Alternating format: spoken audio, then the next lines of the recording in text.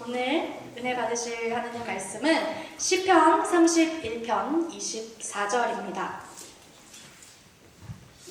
시편 31편 24절입니다. 네, 시편 31편 24절 다 찾으셨은 줄로 믿고 우리 함께 합독하도록 하겠습니다. 시작!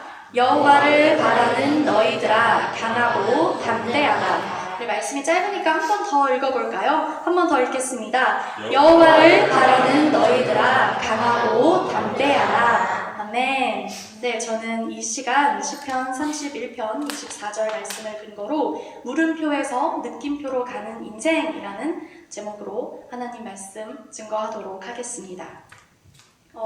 어린 시절 다 한 번쯤 미래의 자신의 모습에 대해서 상상해 본 적이 있을 거예요. 어떻게 지금 이 모습이 과거에 여러분들이 상상했던 그 모습으로 살고 계시는지 모르겠습니다. 저는 제 지금 모습이 제가 상상했던 모습과 상당히 많이 다르거든요.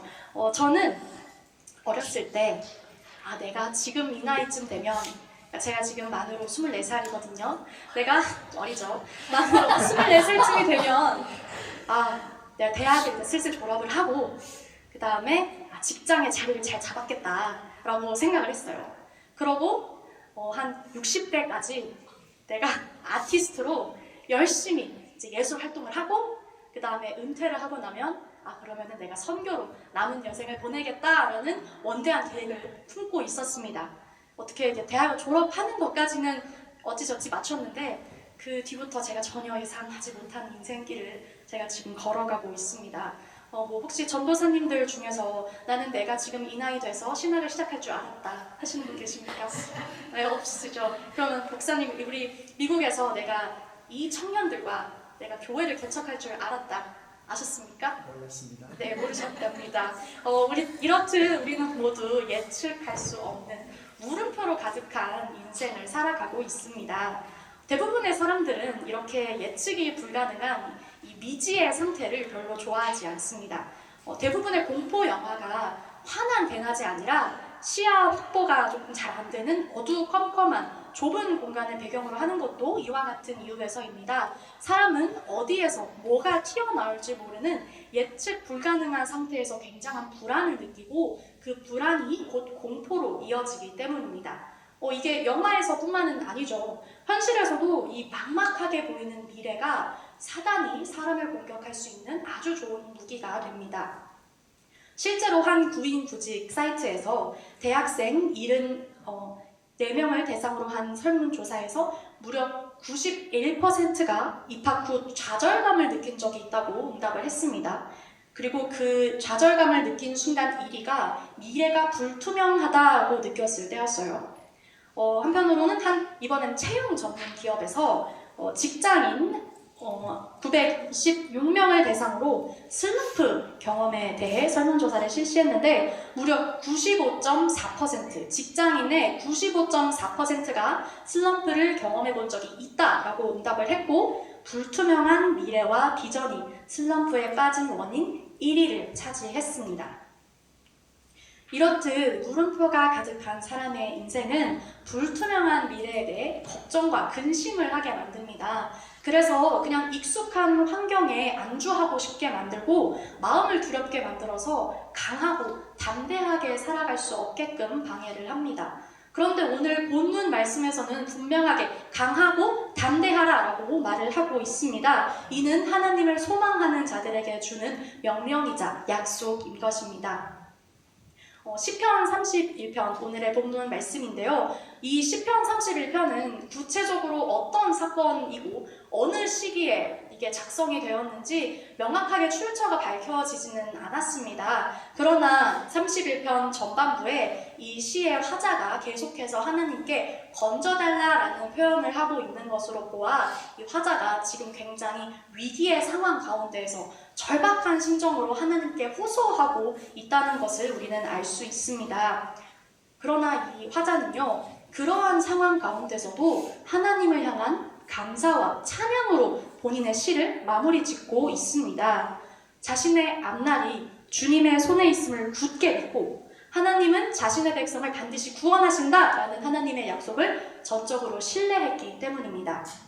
하나님의 약속을 믿으면 이처럼 사람의 감정과 이성을 뛰어넘어서 미지의 영역을 정복해버리고 큰 일을 행할 수 있습니다. 마치 우리 큰빛 은혜교회가 아무도 예상하지 못했지만 이렇게 당당하게 하나님께 쓰임받고 있는 것처럼요. 그러므로 저는 오늘 이렇게 물음표로 가득한 제 인생을 3가지 느낌표를 통해 강하고 담대하게 살아갈 수 있게 해주신 하나님의 은혜를 함께 나누고자 합니다. 먼저 첫 번째입니다. 첫 번째는 깨달음의 느낌표입니다. 깨달음의 느낌표는 일명 제가 붙여봤습니다. 아하의 느낌표예요. 자, 다 같이 따라해볼까요? 아하! 네, 이 아하의 느낌표는요, 제가 하나님한테 주님, 제가 이 걱정과 두려움으로부터 좀 자유롭고 싶어요 라고 기도를 했더니 하나님이 가장 먼저 주신 깨달음이었습니다. 어떤 깨달음이었냐면요, 하나님은 나를 정말로 사랑하시는구나 라는 깨달음이었습니다. 그런데 이 깨달음은요, 일회성이 아닙니다. 이 깨달음은 내가 매일매일 누리고 매일매일 느낄 수 있는 것입니다. 왜냐하면 하나님은 오늘도 우리를 사랑하고 계시거든요. 마치 부모가 자식을 사랑할 때 그냥 한순간만 사랑하는 게 아니라 매일매일 매 순간 자식을 사랑하는 것과 동일한 겁니다. 이렇게 부모가 아이들에게 계속 사랑을 주잖아요. 그런데 제가 그렇다면 우리 아이들은 언제 가장 부모님으로부터 사랑받는다고 느낄까라는 거에 대한 궁금증이 생기더라고요. 그래서 제가 조사를 한번 해봤습니다. 실제로 한 연구소에서요, 한국 초등학생 3,000명을 대상으로 부모님께서 어떻게 표현해 주실 때 가장 사랑받는다고 느끼나요? 라는 질문을 던졌습니다. 3위는 언제나 나를 믿어주실 때였어요. 그 다음에 2위는 부모님이 나를 안아주거나 토닥거려 주실 때였습니다. 그럼 1위는 뭐였을까요? 네, 1위는 바로 사랑한다고 직접 말해줬을 때였어요. 이 설문조사 결과에 가장 공감하는 사람이 사실 제 자신입니다.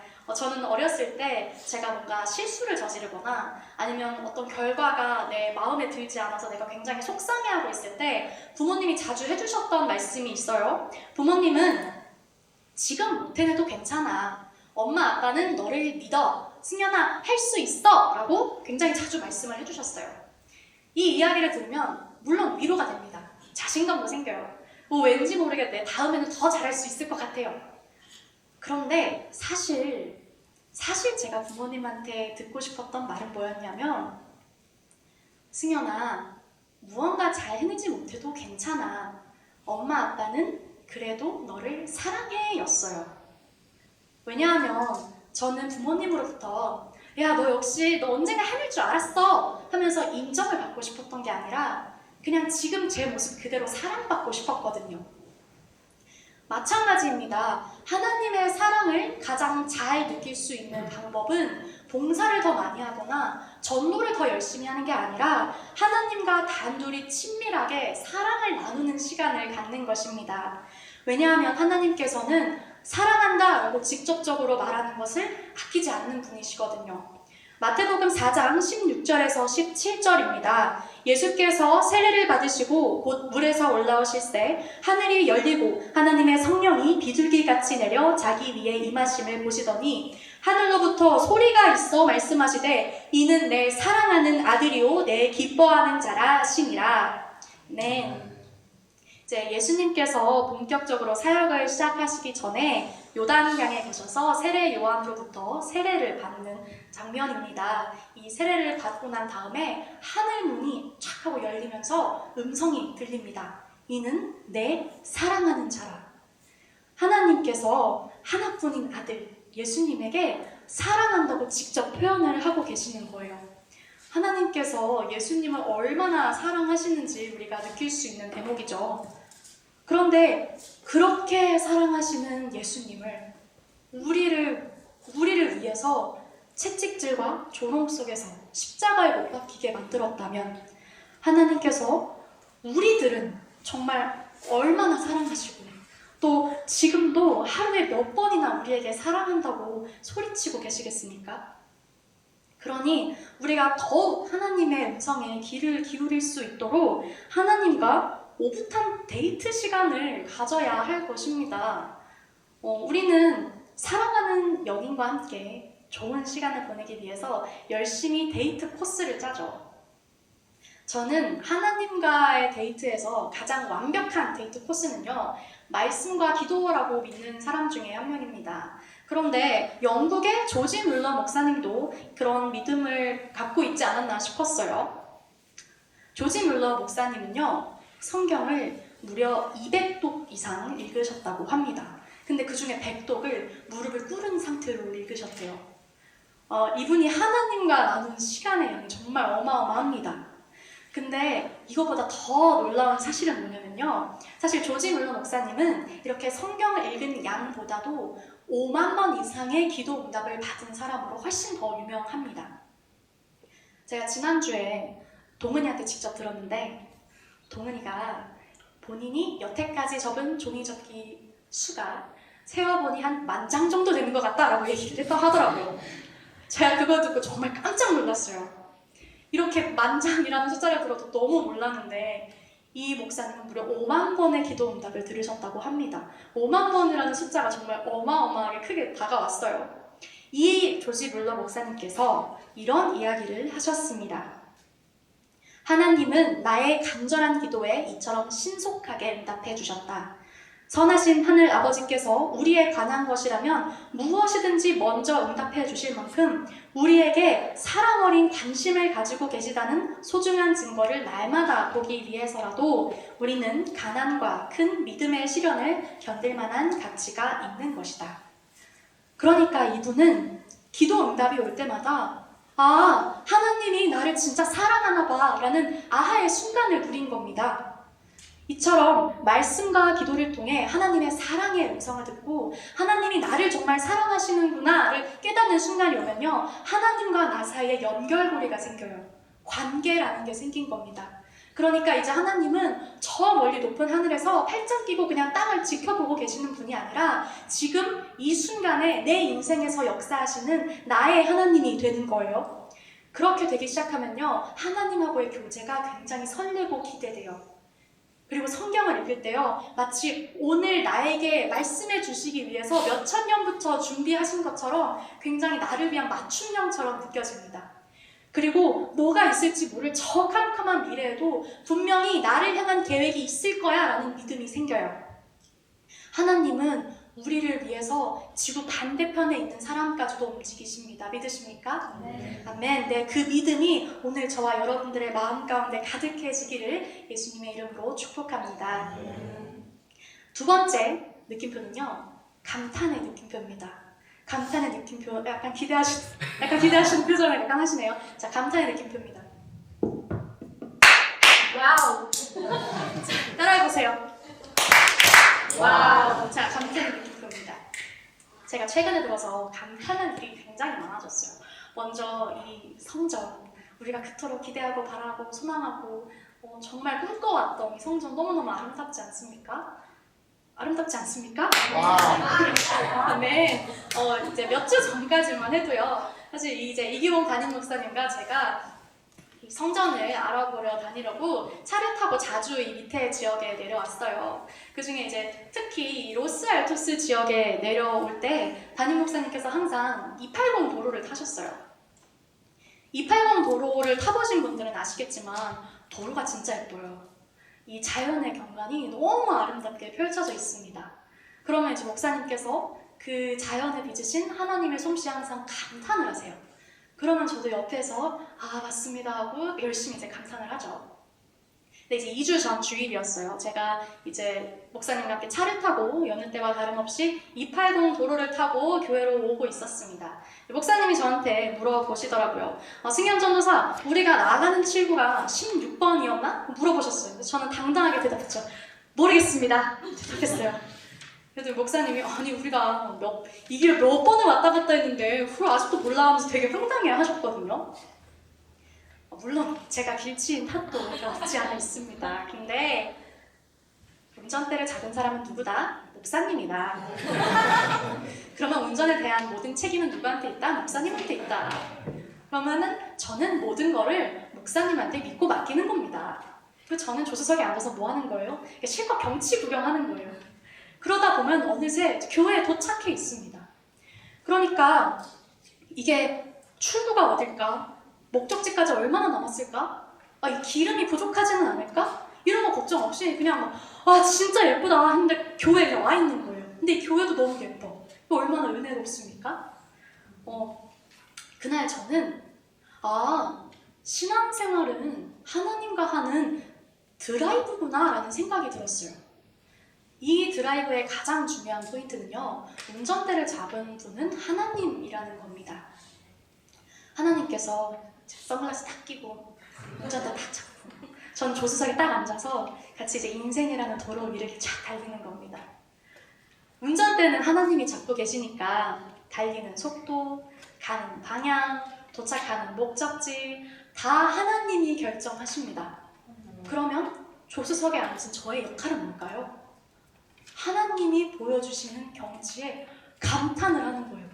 와, 주님 너무 멋져요. 와, 주님 오늘도 제 인생에 이렇게 좋은 날을 주셨네요. 와, 주님 오늘 제 인생에 이렇게 좋은 사람들을 저한테 붙여주셨네요. 제가 이렇게 감탄을 하는 거예요. 그러고 나서 목적지에 도착해요. 그러고 돌아오는 길을 보면 어때요? 다 하나님의 은혜예요. 왜? 주님이 여기까지 전부 인도하셨으니까.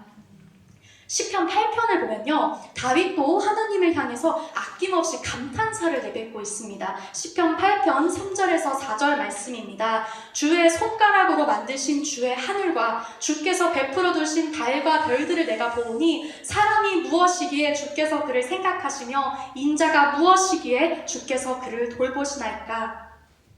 저 하늘과 달과 별을 바라보면서요, 나를 위해서 이 천지를 지으신 하나님의 은혜와 사랑이 너무 놀랍습니다 하고 감탄하고 있는 거예요. 나랑 같이 살려고 온 우주를 만드셨대요. 얼마나 감탄이 나오는 일입니까? 이렇게 감탄의 느낌표는요, 신앙생활을 즐겁고 신바람이 나게 만들어요. 근데 그건 단순히 내 눈에 보기 좋고 귀에 듣기 좋은 일이 생겨서가 아니에요. 감탄의 느낌표가 우리 마음에 기쁨을 주는 가장 진짜 그 이유는 뭐냐면요, 감사를 회복한 사람만이 감탄을 할 수 있기 때문입니다. 일본의 최고 경영자인 마쓰시타 고노스케라는 분이 이런 말을 했다고 합니다. 감옥과 수도원의 공통점은 세상으로부터 고립되어 있다는 것이다. 차이가 있다면 불평을 하느냐, 감사를 하느냐이다. 불평은 인생 감옥을 만들고 감사는 인생 감탄을 만든다. 상식적으로 감옥과 수도원은 어마어마한 환경의 차이를 가지고 있습니다. 그런데 이 마쓰시타 고노스케라는 분은요, 감옥과 수도원의 차이를 환경적인 요건에서 본 게 아니라 사람의 마음가짐에서 찾고 있는 거예요. 그러니까 아무리 수도원에 있더라도 그 마음 가운데 불평, 불만이 가득하면 감옥에 사는 거나 마찬가지인 겁니다. 즉, 감사와 감탄은 환경이 바뀌었을 때 나오는 게 아니라 환경을 바라보는 나의 시각이 바뀌었을 때 나온다는 거예요. 빌립보서 4장 6절에서 7절을 보면요, 사도 바울이 그런 의미에서 굉장히 감사의 대가라는 것을 알 수 있는 구절이 나옵니다. 빌립보서 4장 6절에서 7절입니다. 아무것도 염려하지 말고 다만 모든 일에 기도와 간구로 너희 구할 것을 감사함으로 하나님께 아뢰라. 그리하면 모든 지각에 뛰어난 하나님의 평강이 그리스도 예수 안에서 너희 마음과 생각을 지키시리라. 아멘.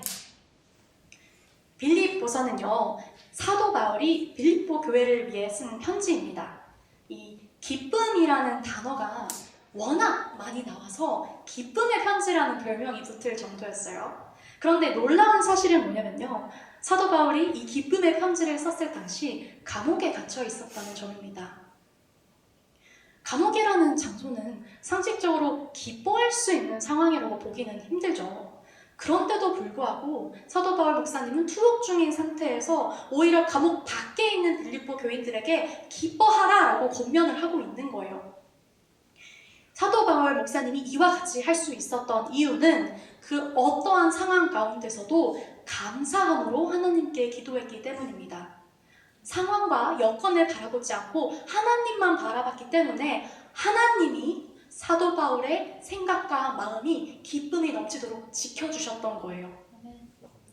이처럼 현재 가지고 있는 문제들과 우리를 둘러싸고 있는 상황만 바라보던 그 좁은 시각에서 벗어나서 하나님께 시선을 돌리고 하나님께 끊임없이 감사의 기도 제목을 구하면 비로소 하나님의 관점에서 우리의 인생을 볼 수 있게 되고 그런 사람이 감탄의 느낌표를 표현할 수 있게 된다는 것입니다. 그러므로 범사에 감사함으로 늘 하나님과 감탄이 가득한 신앙의 여정을 누리는 우리 큰빛 은혜교회와 제가 되기를 예수님의 이름으로 축복합니다. 아멘. 네, 마지막입니다. 마지막은 선포의 느낌표입니다. 네, 선포의 느낌표는 바로 아멘의 느낌표입니다. 우리 다 같이 따라해볼까요? 아멘! 송기철 장로님의 킹덤 빌더라는 책이 있습니다. 이 책에서는 그리스도인이 킹덤 멘탈리티라는 사고 체계를 가져야 함을 권면하고 있어요. 그 킹덤 멘탈리티에 대해서 그 책은 이렇게 소개하고 있습니다. 킹덤 멘탈리티는 내가 하나님을 위해서 무엇을 할 수 있을까에 집중하는 사고방식이 아니라 내 안에 계신 그분께서 나를 통해서 무엇을 하실까에 집중하는 사고방식이다. 내가 하나님을 위해서 무엇을 할 수 있을까에 집중하는 사람은요, 내가 할 수 있을까가 모든 것을 결정하는 기준입니다. 나에게 지금 그에 걸맞는 능력이 있나? 지금 내가 그럴 만한 여건이 되나? 이런 식으로 나의 가능성과 이 현실의 상황이 가장 먼저 보이는 겁니다. 제가 그런 사람이었어요. 나는 20년 동안 그림을 해왔으니까 나는 그림을 통해서 하나님을 보여낼 거야. 나는 멋진 작품을 통해서 이 세상에 하나님의 이름을 알릴 거야. 겉으로 보면 굉장히 믿음 있어 보이죠? 듣기에 아무 문제 없어 보여요. 그런데 이 사고방식이 가지고 있는 가장 큰 맹점이 있습니다. 그게 뭐냐면요, 하나님의 일을 결정하는 기준이 내 손에 있다고 생각하는 거예요. 제가 마치 사장님처럼 결제 도장을 손에 쥐고 이건 할 수 있겠어. 승인. 이건 좀 힘들 것 같은데? 이거는 거절. 제가 이러고 있더라니까요. 그런데 내 안에 계신 그분께서 나를 통해서 무엇을 하실까에 집중하는 순간 내가 할 수 있는지 없는지는 더 이상 중요하지 않습니다. 오히려 내 능력을 벗어나면 벗어날수록 더 큰 기대를 가지게 돼요. 왜냐하면 내가 도저히 해결할 수 없을 것 같은 상황이 왔을 때 비로소 불가능도 가능케 하시는 하나님을 경험할 수 있기 때문입니다. 아멘. 아브라함이 바로 이 사고방식을 가지고 선포의 느낌표를 외쳤던 겁니다. 창세기 17장 5절입니다. 이제 후로는 내 이름을 아브람이라 하지 아니하고 아브라함이라 하리니 이는 내가 너를 여러 민족의 아버지가 되려 함이라. 세상에서는요, 하나의 타이틀을 얻기 위해서라도 그에 걸맞는 능력이 있음을 증명해야만 합니다. 아무에게나 자격이나 지위를 주지 않아요. 회계사가 되기 위해서, 엔지니어가 되기 위해서 얼마나 많은 시간 공부하고 얼마나 많은 시험을 통과하고 얼마나 많은 인터뷰를 봐야 했습니까? 그런데 창세기 17장을 보면요, 하나님이 묻지도 따지지도 않고 아브람에게 아브라함이 될 수 있는 자격을 주십니다. 아브라함이라는 이름은 여러 민족의 아버지라는 뜻입니다. 그런데 하나님께서 이 아브람의 이름을 아브라함으로 바꿔주셨을 당시에 아브라함은요, 여러 민족은 고사하고 자신의 본처인 사라 사이에 나온 아이가 한 명도 없는 상태였어요. 심지어 나이가 거의 100살 가까이 돼가고 있었습니다. 상식적으로 말이 되는 상황이 아니죠. 그런데 하나님이 그냥 냅다 선포해버리세요. 너는 이제부터 아브라함이야. 하나님이 아브라함의 가능성을 봤기 때문에 이렇게 말씀을 하신 게 아닙니다. 야, 너 잘하면 열국의 아버지가 될 수도 있겠다. 한번 열심히 해보자. 이런 의미로 말씀하신 게 아니에요. 이건 말 그대로 선포입니다. 너는 열국의 아버지가 될 거야. 왜? 내가 그렇게 되게 만들 거니까. 이거는 약속이에요.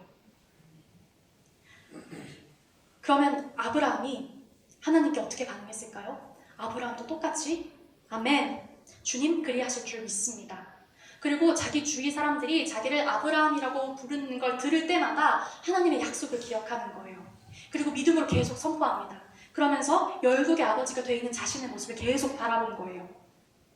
이 말 한마디에 깃든 창조적인 힘이 아브라함의 생각을 바꿨고, 이 바뀐 생각이 아브라함으로 하여금 꿀 수 없었던 꿈을 꾸게 만든 겁니다. 저는요, 지금 누구보다도 간절히 이 아브라함의 이러한 믿음을 사모하고 있습니다. 어느 날 담임 목사님이 말씀하십니다. 승현아, 넌 이제부터 큰빛 은혜교회 전도사야. 담임 목사님은 워낙 믿음이 뛰어난 사람이셔서 그 선포하신 말씀이 진짜 이 땅 가운데 일어났어요. 제가 지금 전도사로서 여기 서 있습니다. 그런데 아무리 봐도 내가 전도사로서 무슨 자격이 있는지 전혀 모르겠는 거예요. 왜냐하면 내가 볼 수 있는 건 현재의 초라한 내 모습밖에 없거든요. 나는 지금 아무 능력도 없는데, 나 지금 내 안에 아무런 선한 게 없는데, 내 눈으로는요, 아무리 봐도 내가 전도사로 안 보여요. 그런데 하나님은 지금의 나를 보더라도 한 명의 전도사로서 나를 보고 계셨던 거예요. 승현아, 너 앞으로 잘하면 전도사가 될 수 있겠다가 아니라 지금 현재 하나님이 나를 전도사라고 부르고 계신다는 거예요. 그러니까 믿어지진 않는데 내가 너무 믿고 싶은 거예요. 아, 하나님이 나를 위해서 준비해 놓으신 능력이 있나 봐. 하나님이 나를 위해서 준비해 놓으신 복이 있나 봐. 하나님이 나를 향한 계획이 있나 봐. 그리고 선포하는 겁니다. 아멘, 주님, 내가 그렇게 될 줄 믿습니다. 보이지 않아도 볼 수 있는 능력을 주시옵소서. 저는요, 우리 큰빛 은혜교회 사람, 성도분들 한 분 한 분 모두에게 이런 주님의 계획이 있다고 믿습니다. 나를 셀 리더라고 선포하셨네? 나에게 영혼을 양육할 수 있는 능력과 지혜를 예비해 두셨나봐. 나를 교구 회장이라고 선포하셨어? 나에게 예배를 더 뜨겁게 사모할 수 있는 능력과 지혜를 예비해 두셨나봐. 나를 선교부 담당이라고 선포하셨어? 나에게 가난하고 헐벗고 굶주린 영혼에게 나눠주고 꾸어주고 베풀어줄 수 있는 능력과 지혜를 예비해 주셨나봐. 이렇게 우리가 교회에서, 가정에서, 직장에서 지금 내 모습이 아니라 하나님이 보시는 나의 모습을 내가 믿고 선포하고 바라보면 하나님께서 그 선포하신 것을 반드시 이루실 줄 믿습니다. 아멘. 마가복음 9장 23절입니다. 예수께서 이르시되 할 수 있거든이 무슨 말이냐, 믿는 자에게는 능히 하지 못할 일이 없느니라 하시니. 아멘. 믿는 자에게는 능치 못할 일이 없습니다. 그 믿음을 가지고 우리가 걱정, 근심, 불안, 초조를 가지고 사는 것이 아니라 강하고 담대함을 가지고 이 세상을 향해 할 수 있다, 하면 된다, 해보자 선포하는 저와 우리 큰빛 은혜교회 성도 여러분이 되시기를 예수님의 이름으로 축복합니다. 네, 결론을 맺겠습니다.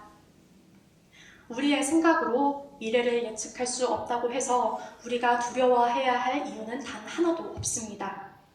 하나님은 우리를 오늘도 사랑하셔서 우리가 감탄할 수 있는 좋은 것을 심어주셨고, 하나님께서 여기 계신 한 사람 한 사람에게 놀라운 계획을 분명히 세워주셨기 때문입니다.